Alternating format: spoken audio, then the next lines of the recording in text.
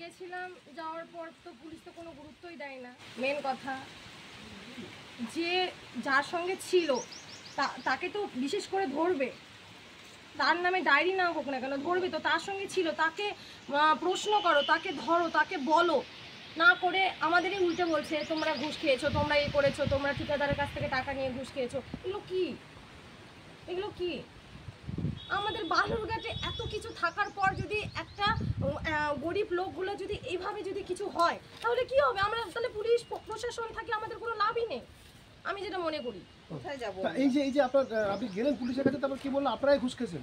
হ্যাঁ, আমাদের বলেছে, আমাদের লোকে বলেছে, আরো আমাকে না বলো, ওদের ফ্যামিলিকে বলেছে, তো ওদের ফ্যামিলিকে এভাবেই বলেছে যে তোমরা ঘুষ খেয়েছো, তোমরা ঠিকাদারের কাছ থেকে টাকা নিয়েছো, ঘুষ খেয়েছো, এভাবে কথা বলছে।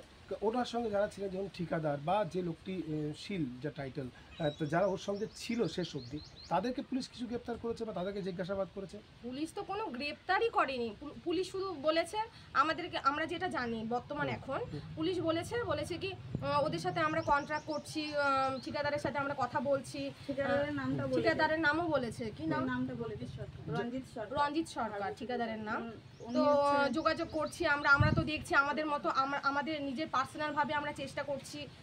পুলিশ এভাবে কথা বলছে, কিন্তু 1 মাস হয়ে গেল, এখনো 1-1.5 মাস হয়ে গেল, এখনো পর্যন্ত একটা কোনো খোঁজ না, একটা কিছুই দেখতে পারলাম না। আমরা যখন দিল্লি থেকে যখন আমরা এখানে আসলাম, যখন আমরা একটু কোথায় গেছিলাম আমরা,